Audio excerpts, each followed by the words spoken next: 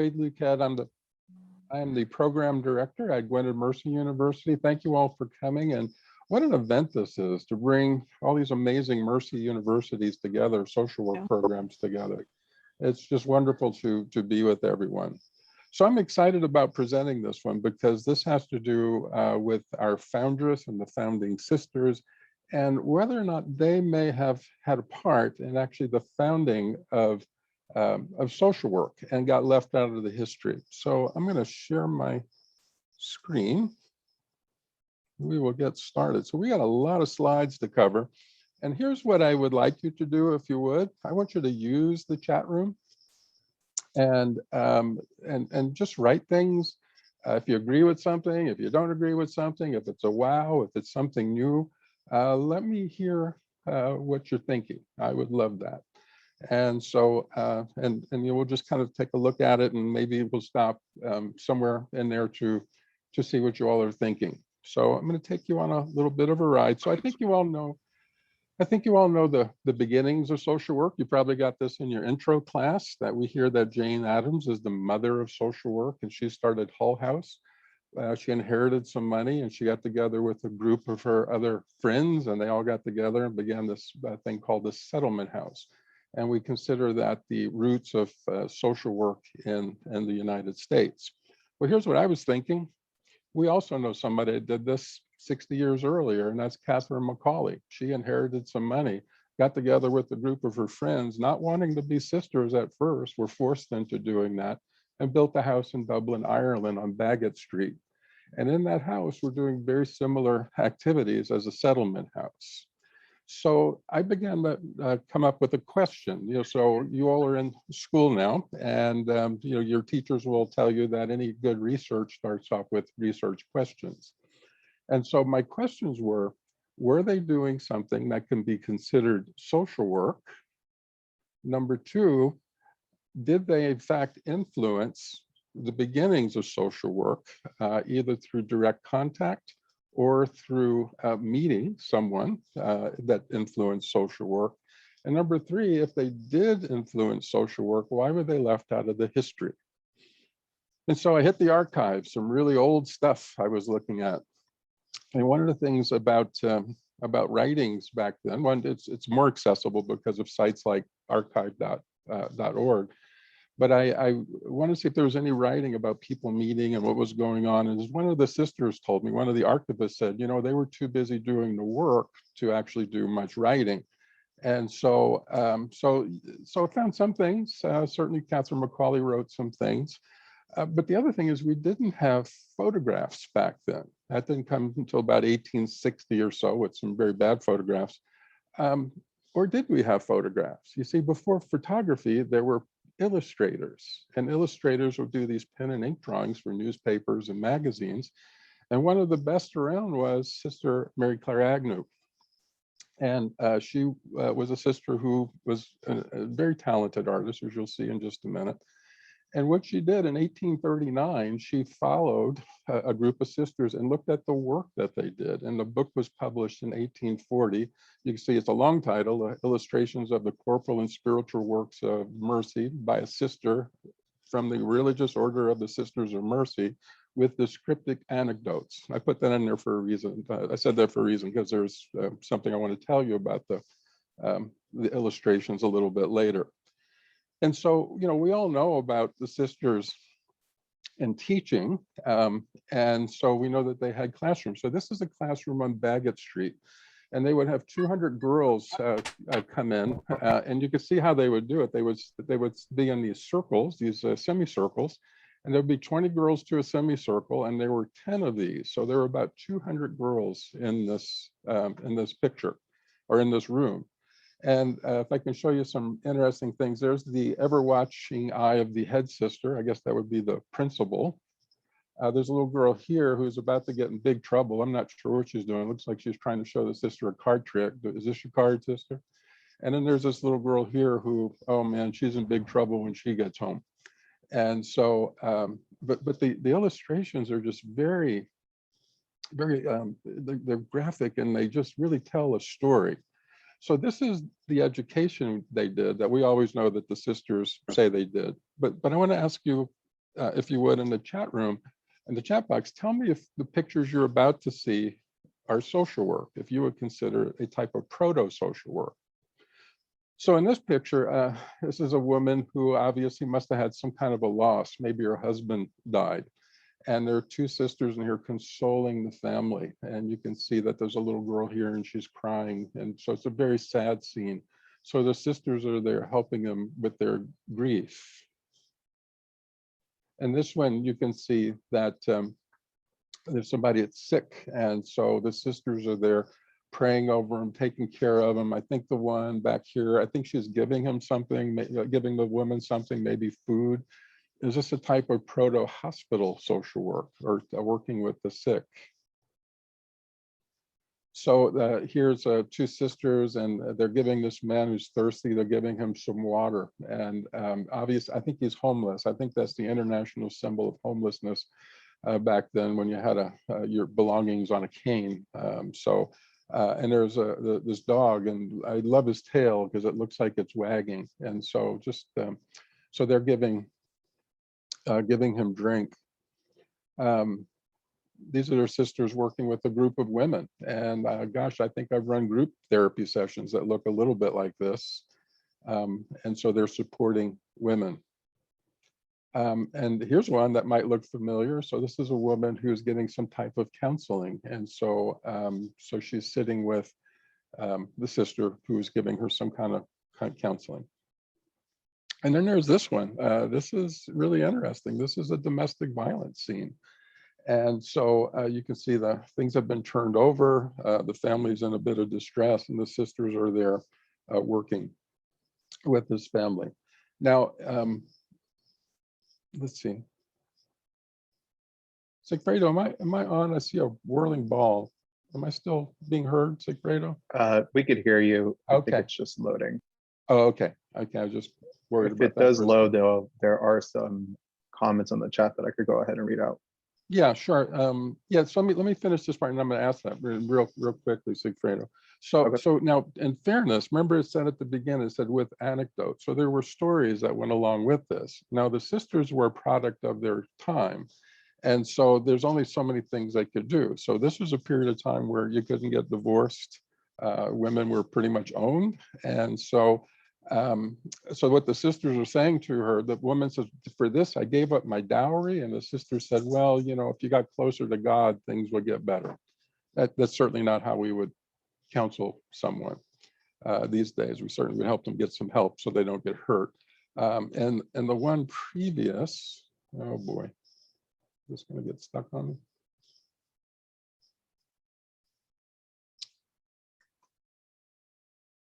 Yep, that's what happened. Sigfredo, why don't you read, while I'm fixing this, why don't you read some of the comments? I'll see if I can fix it. Sure.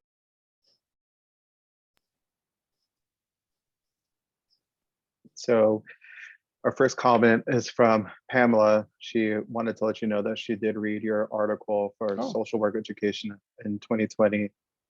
She did agree that this is proto-social work, and it was very important social work. Our next comment is from Kelly, who said that the illustrations are definitely reflective of the mission of social work, as they depict service and support to others. Cindy, said that the pictures seem to describe micro-social work. Another student, Kate, said that the pictures definitely portray social work, but also show what it looked like before present day. Sure.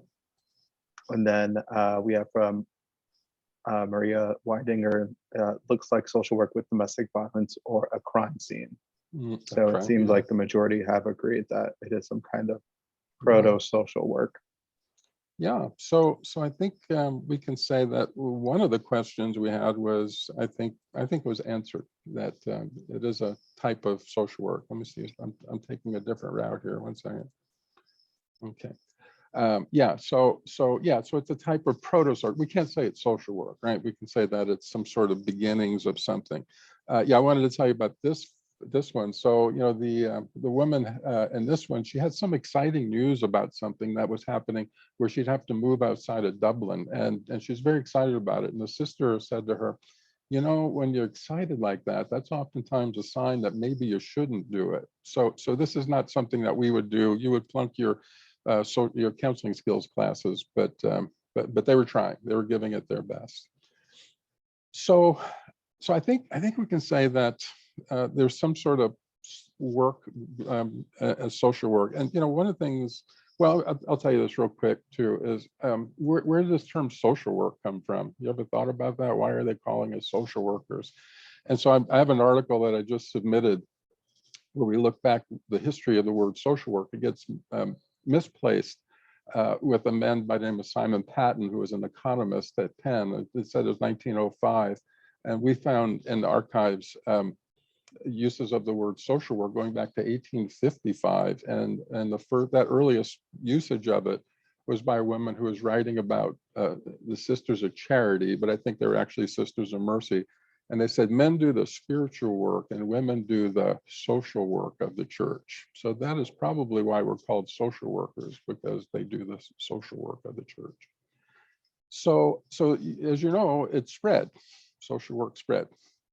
And so within 10 years of being formed, it was in about 11 cities. And so priests kept saying, please send the sisters, please send the sisters. So the two that I was most interested in for this purpose are the ones that were in England, because we know the settlement movement started out of England. And I wanted to see if there was some connection between these settlements and maybe Jane Addams' work or the work of Toynbee Hall.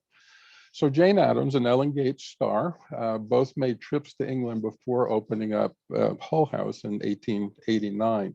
So they made two trips, and what they did is they went around to all these different settlements, and they wanted to find out what they were doing there and what they could bring back. And so they split up, and Ellen Gates Starr, she visited a lot of the religious ones, the ones connected to her church. And Jane Addams wasn't real interested in that because she felt like it would isolate people from coming to the settlement. And so where she settled was on Toynbee Hall. And so Samuel and Henrietta Barnett, they were the founders of Toynbee Hall. This was the first settlement in England, the first settlement period. And so Vicar Barnett was a vicar in the High Church of Oxford. So keep that in mind, because that's going to become important to our story. So he was, it was started by what's called the Oxford movement. And so she took that back to Chicago, started that, stayed out of the religion, and that's probably what allowed social work to emerge, because probably a lot of us wouldn't have gotten involved in social work if it was all religious. So that one move on her part by taking on the Barnett's model of a settlement probably was very important.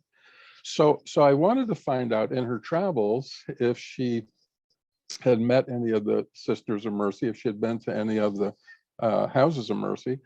So lucky for me, Swarthmore College has a collection of Jane Addams material. That's Jane Addams Peace Collection. And so I went over to Swarthmore. I said, here's her diaries, all sorts of things, her receipts, everything are there. And so I said, can you get me her diaries for this period of time? They brought over a roll of microfilm, and the lady kind of snarkily said, good luck.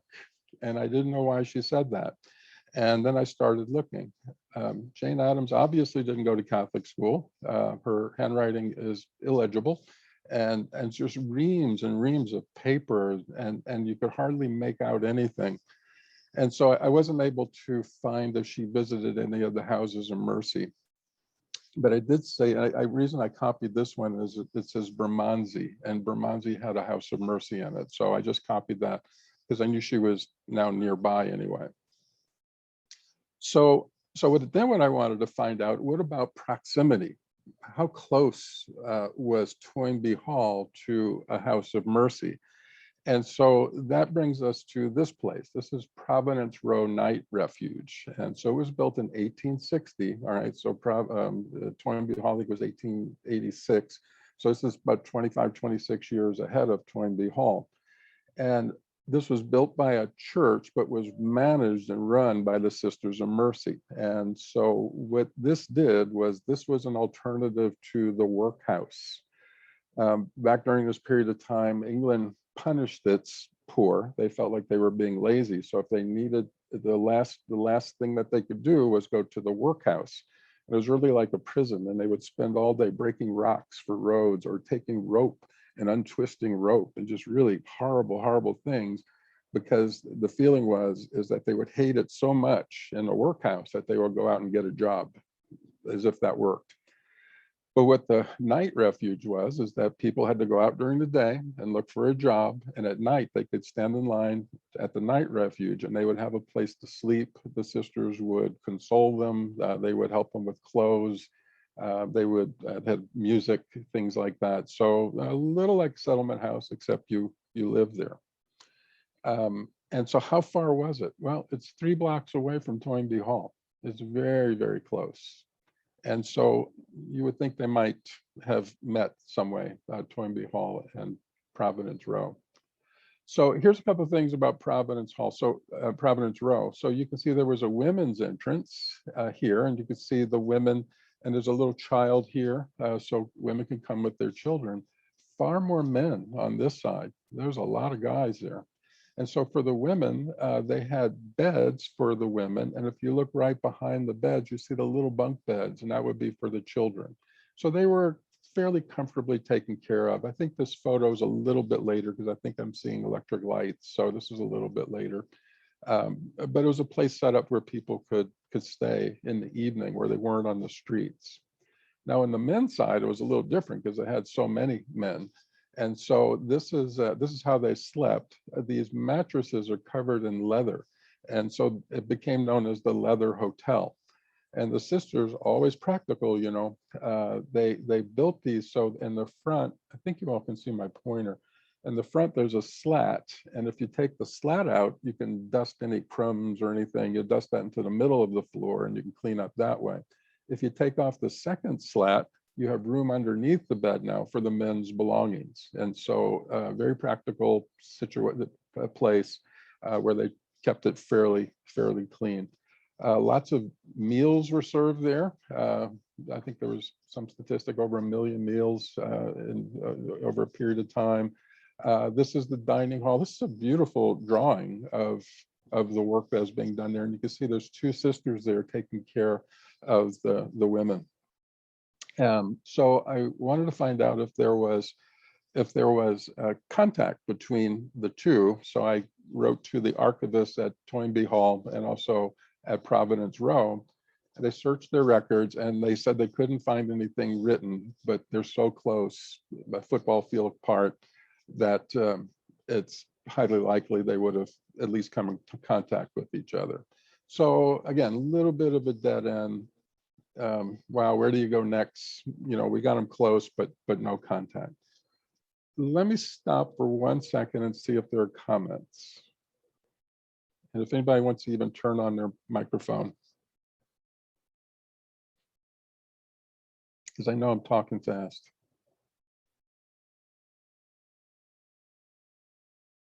Anything, Sig? We did have one comment from someone named Cindy Delgado. Mm-hmm. It was when you mentioned the year 1855, and she said she couldn't believe how long we've been needed. Yes, oh gosh, yes. We have been needed a long time, Cindy. Yeah. And that was the only one that we received so far. Okay, all right. So you guys getting this, that you know, the sisters are out there doing things that really do resemble social work, and certainly not getting the credit for it. So let's move on to another way that maybe they came into contact. I want to see if there was some kind of influence, some kind of direct influence from Catherine and the sisters to what became the settlement movement. Now, one of the things that was going on in England and Ireland during this time was that, one, there was a lot of anti-Catholic sentiment. And so they really didn't like each other at all. And so, you know, the Catholic Church had all its gold and glitter, and the Church of England took all of that out and said, you have to be plain.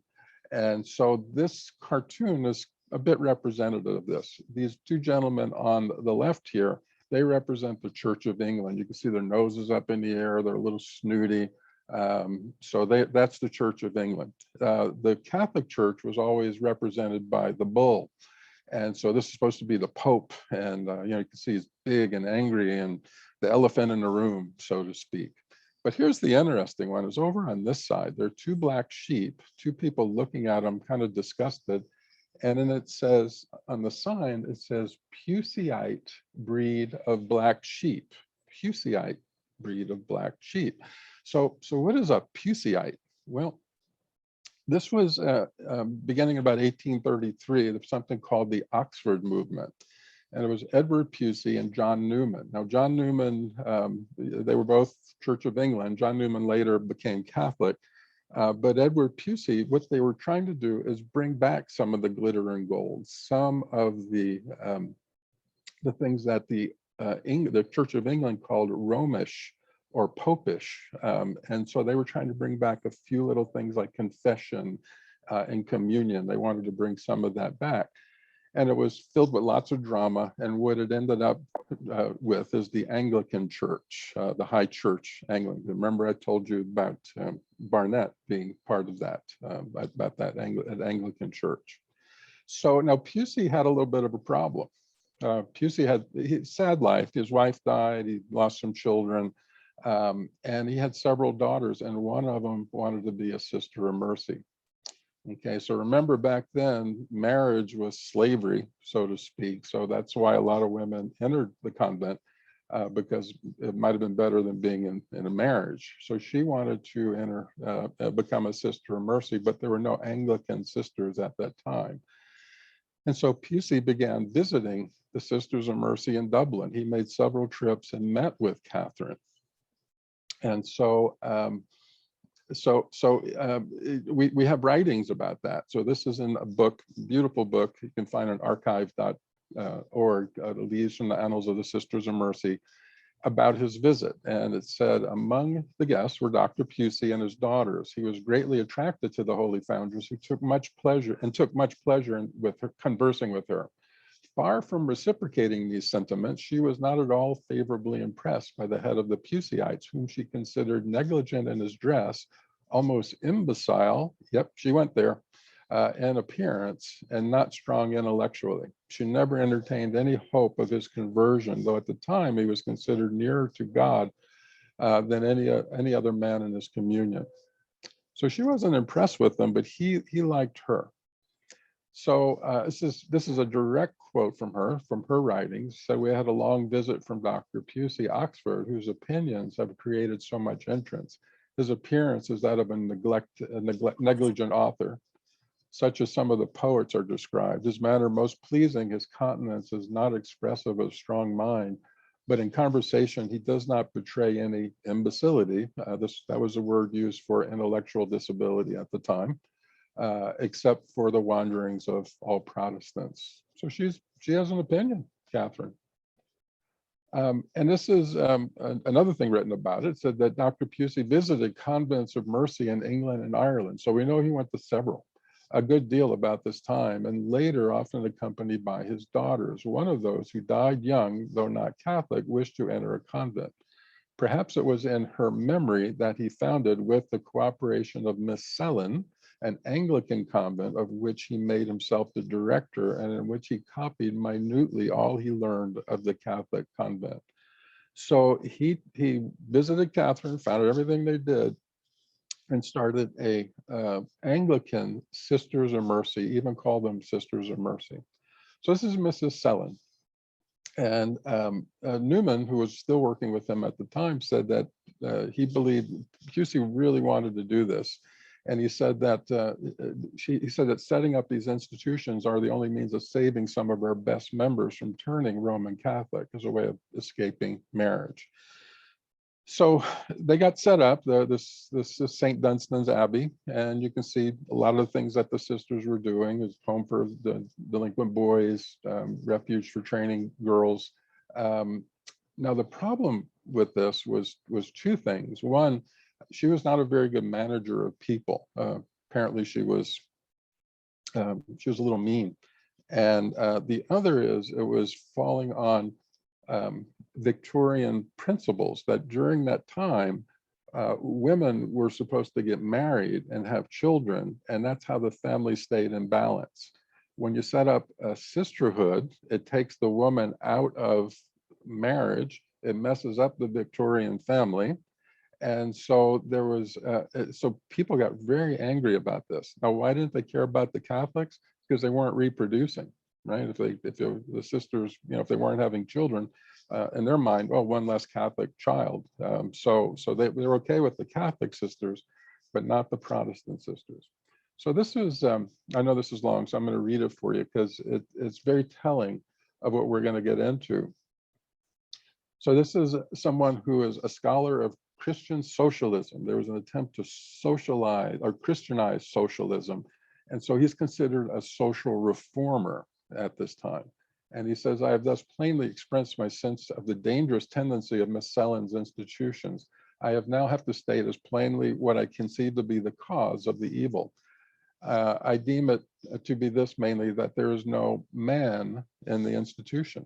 I believe that for sisterhoods of mercy or deaconesses institutes to be really honest and healthy, to preserve the due relation of the family order of the church, to strengthen instead of weaken it, it is absolutely necessary that they should be under the direction of a man, and that one who is at least or has been a husband. Left to the direction of an unmarried woman, it seems absolutely impossible that they should not merge into ascetic celibacy. Romish, there's that word, Romish celibacy, that celibacy which is an insult to marriage, to motherhood, and which sooner or later only sustains itself by the polygamous figment of a special union of the individual sister with Christ. Now, that last part is, sisters take a vow to Jesus and they wear a ring on their ring finger. And so what he's saying is that's a polygamous relationship. Okay, so here's what I want you to do. React in that chat room. All right, I bet you we're going to get some good ones there, Sig. Okay.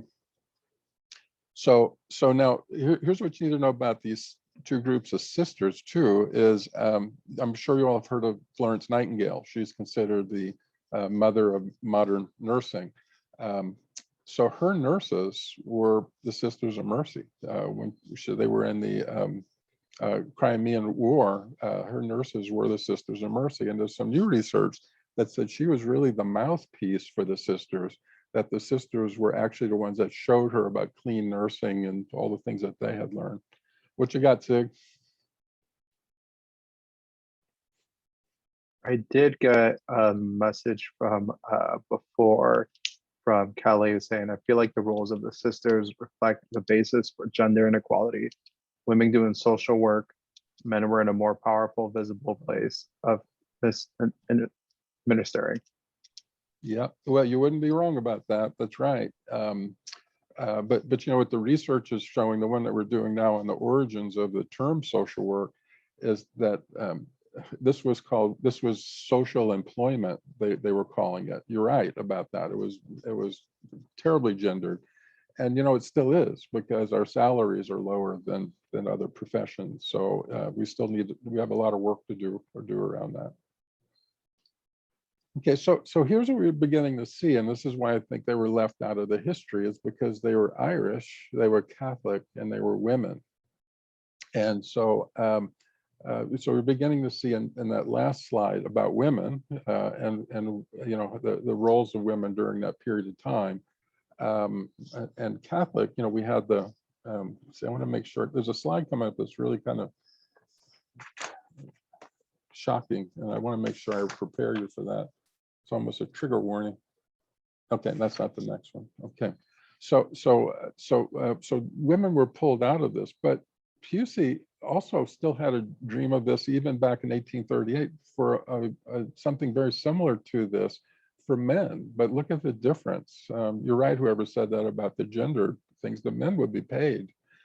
And so, and his dream did come true. We're going to talk about Oxford House in a few minutes. That was only a mile away from Toynbee Hall. And again, it was started by that High Anglican Church. And I'll tell you about that in just a few minutes.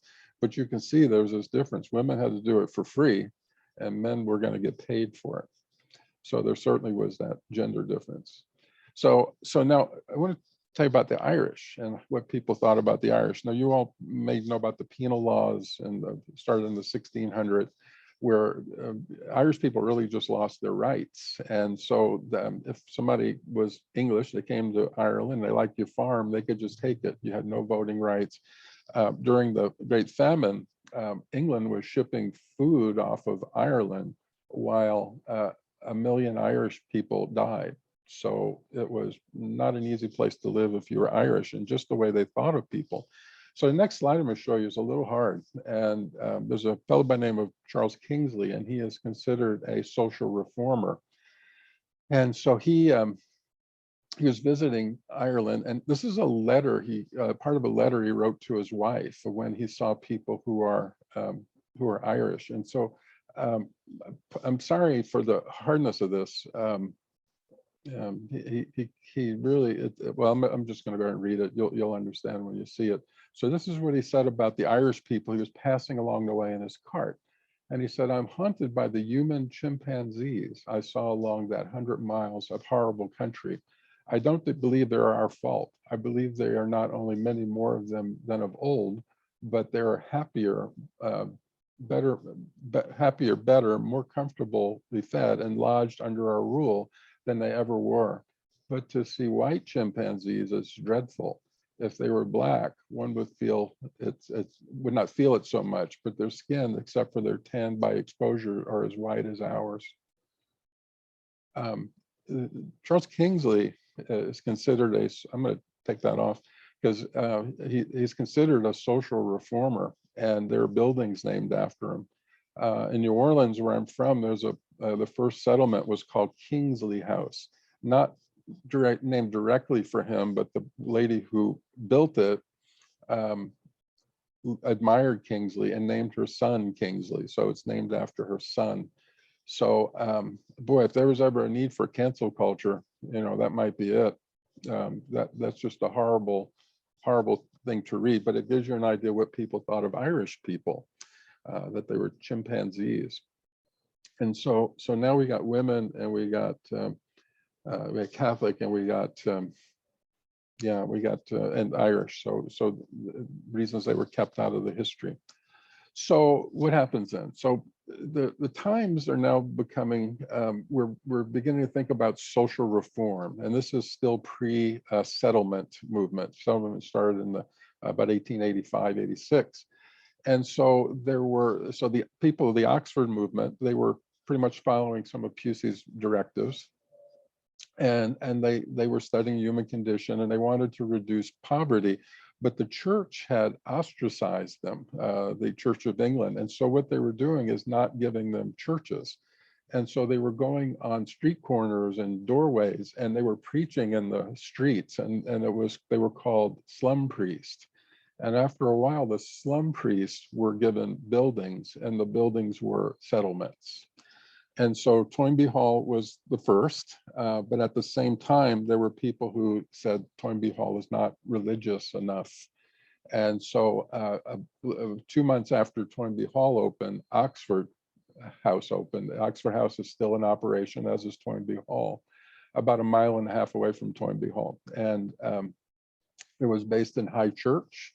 It was based on the Oxford movement. And so if you look, we now have a direct line from the Sisters of Mercy to Oxford House, to the settlement movement.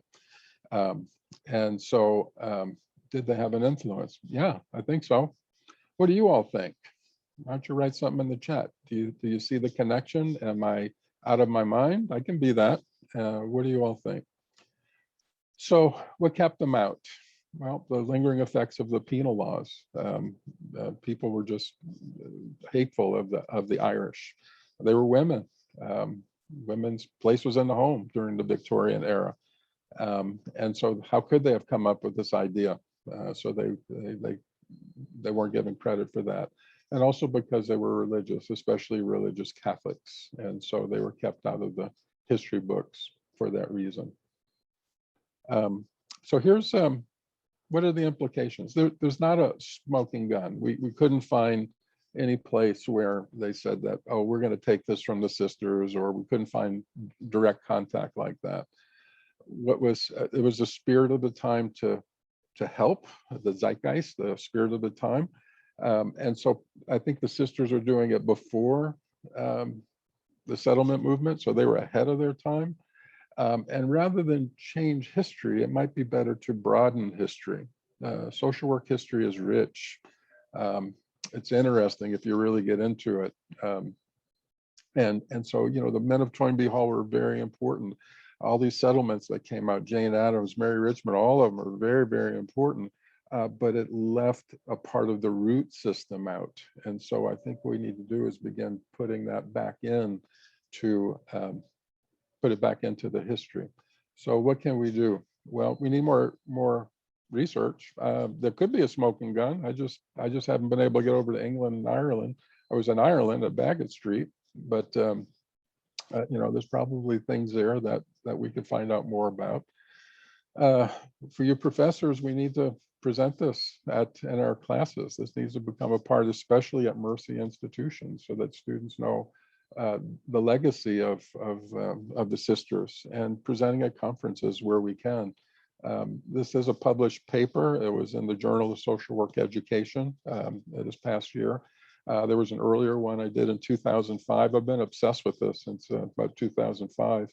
And then the next one hopefully will come out this year, just on the history of the term social work, that it probably came out of the that probably came out of the work of the women, especially the sisters doing the social work. Oh, so what does this mean? Well, one of my people I like listening to is a fellow by the name of Malcolm Gladwell, and he said that Malcolm Gladwell does revisionist history. He said that's the name of his podcast, and I like it because his quote that he ends with, because the past deserves a second chance, and maybe we need to relook at our history to give this a second chance and put the sisters up front. So that is all I have for you. I don't know if it was of interest or anything. If you want to write something, if you want to say something, you're welcome to unmute. That was fast, I know.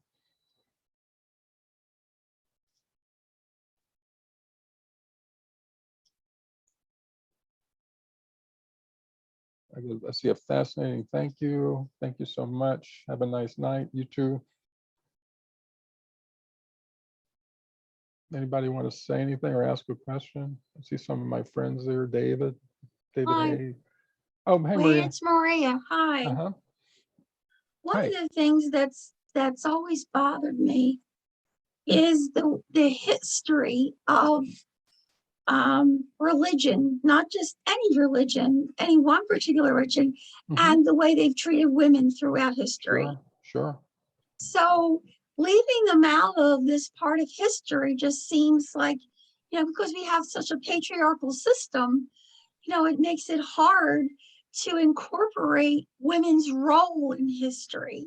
So thank you for bringing all this out. Yeah, thanks. But how do we put it back in? You know, it's really hard because women have been treated so poorly throughout history, and even today, you know, the laws with domestic violence. Sure. Sorry, I went to a domestic violence workshop last night, so it's kind of fresh in my mind. But the idea, how do you change that? You know, how can women you know, be recognized for their contributions when we've been ignored for so long? Yeah, and you know what publishers hate? Changing textbooks, right? Yes. So one of the things that has to happen is it does have to enter into, you know, our textbooks, and goodness, hopefully it will. We just need to get it to a few other places, and so if anybody's writing a textbook or revising one, you know, please do add that. Pamela, I see you were agreeing with that. I don't know if you wanted to say anything. I don't have too many faces on, so I have to Yes, pick I'm on you. sorry. It took me a minute to find the unmute. Sure. I just wanted to thank you again. And Sister Sheila Carney at Carlo. Yes, she introduced me to your work. And I just started at Carlo this year. Oh, great. And am participating in her McDarby series.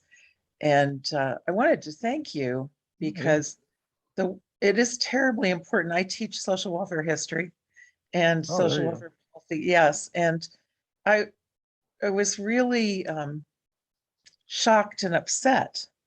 You know, this is a major omission to have not included this work in our textbooks that have, you know, been published year after year after year after year. And so I was really pleased to see that you got the article in the Journal of Social Work Education, because there's a big membership that receives that journal. So I think that's a very positive step on the route to remedying that omission.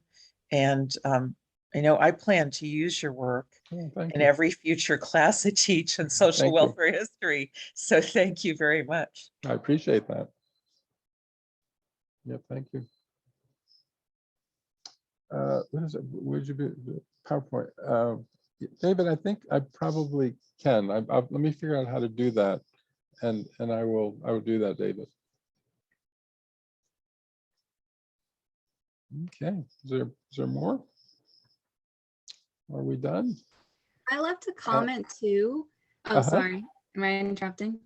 No, go ahead, Cindy. I hope I don't glitch out because you know how I am with Zoom. But I left a comment too saying that that the Sisters of Mercy not getting the recognition is just another example of how often our history either ignores, dismissing, or just ignoring like these amazing these amazing things that people have done because of their gender or their race or something. And I mean, it was really interesting. I think you glitched out, Cindy. So, but thank you. I do get what you mean. You know, I just we have to stop. And this was fun. Thank you all. Your next session starts at 6:50. And so I do hope you enjoy your next one. And thank you all for your attention. Bye, everyone.